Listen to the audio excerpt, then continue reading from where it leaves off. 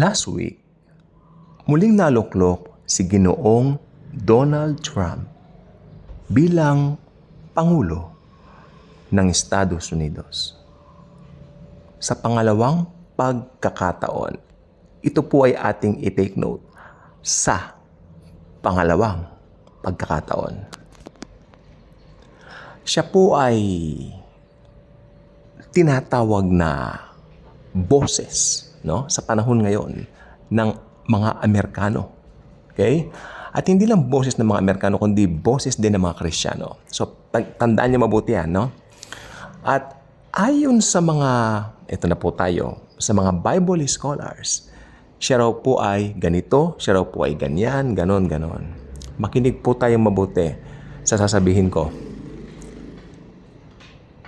Ginawa ko itong video ito, vlog na ito, pero hindi nangangahulugan na ito yung aking view.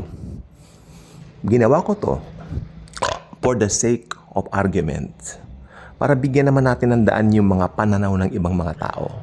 Ang atin pong channel, Daily Good Vibes, is an open channel. Okay? Open channel means lahat ng idea pwede nating ipasok dito. Okay? But merong ultimate truth. Okay? At bakit ganun ang sinabi ko? Dahil dito sa channel natin, ayaw ko ng may nagtatalo-talo. Lalo na sa eschatology. Lahat tayo mga Kristiyano, lahat tayo hinugasan ng dugo ni Kristo, lahat ng kasalanan natin inilibing na sa krus ng Kalbaryo, at pinatawad na lahat ng sins natin bilang mga born-again Christians. So, ayaw ko ng gulo sa channel na ito. Okay? So, for the sake of argument, gagawin ko po ito. Kasi marami na po ako nakakausap na tao at medyo hindi maganda ang kanilang pananaw kay Ginoong Trump, including mga ibang Amerikano. They really believe that he is the Antichrist. Okay. Alam niyo ang stand ko dyan. Sa akin, hindi. Hindi Antichrist si Donald Trump. Siya ay Kristiyano na nagmamahal kay Jesus ng totoo. Pero for the sake of those people who always throw that kind of argument, let us give them a chance by stating, no, their own views regarding the Antichrist na kinukonect nila kay Ginoong Trump. Naintindihan po ninyo? Okay. Medyo it makes sense talaga. Kung medyo madali kang maniwala, talagang kakalugin nito ang utak mo. Okay. Kaninang umpisa ng video, ng vlog natin, sinabi ko, muling pagluklok. Muling lumuklok. At inyakan luklukan mo, ne? Kaya ka lumuklok, ne? Sa aming mga Kapampangan, gano'n. Dito ka umupo. Luklukan kayong Kapampangan. Diba? So, yeah. Muling pagluklok, ibig sabihin muli siyang iniupo sa presidency, no? Siya ngayon muli bilang 47th US President ng Amerika. Muli. Okay, ibig sabihin ng muli dahil merong dati. Nangyari yung dati, natapos yung dati noong year 2020. At sa loob din ng 4 na taon, from 2020 to 2024, naupo si Ginoong Biden as the President of the United States of America. Makinig po kayong mabuti. Ito na yung argumento. Dalawa yan eh. Ito muna ang una. Meron nakalagay sa Bible na ang halimaw ay nasugatan at gumaling. Ito yung kanilang argument. Nasugatan, ibig sabihin, natalo siya sa presidency noong taong 2020.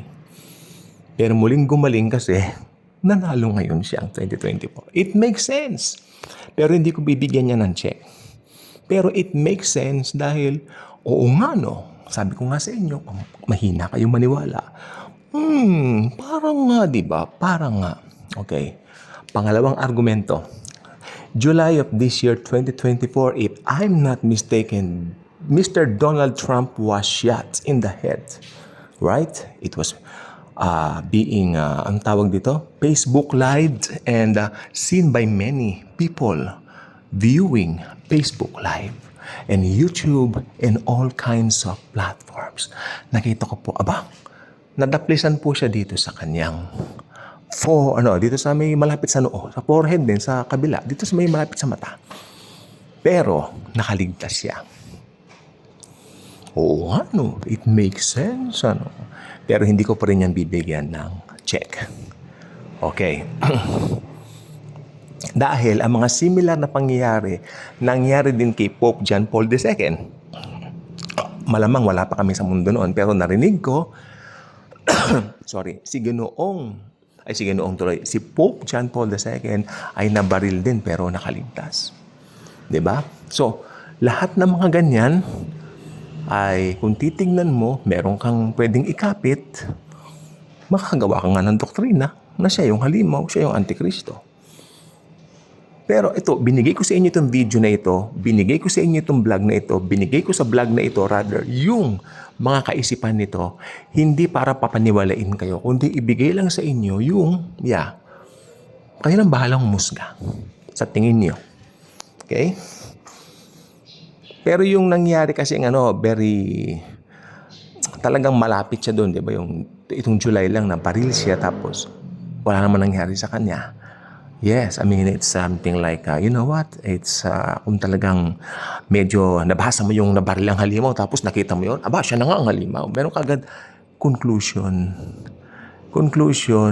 na hindi mo pinag-isipan kasi agaran kang nagtingin agad doon sa pangyayari na hindi mo man lang tinignan yung ibang konteksto sa Bible.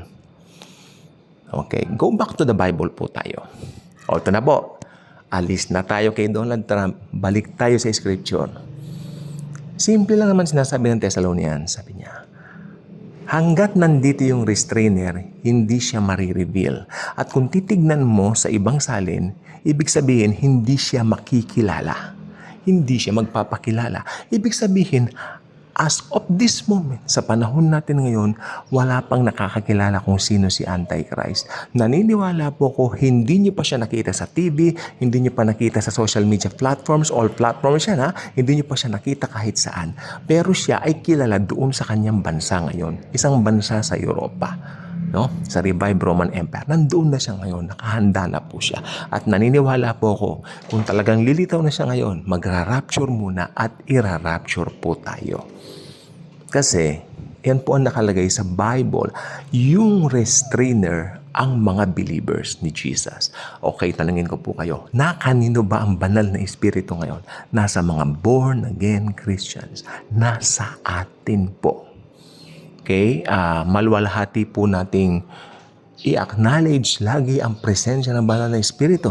Dahil alam nyo, kung may karangalan man tayo, yun ang pananahan sa atin ng Diyos, Espiritu Santo. Nananahan siya sa atin. Iniingatan tayo, ginagabayan tayo. Sa palagay mo, papabayaan niyang isuong ka sa Great Tribulation at sa Tribulation. Hindi niya papayagan yun. That's why Jesus will come to get His church.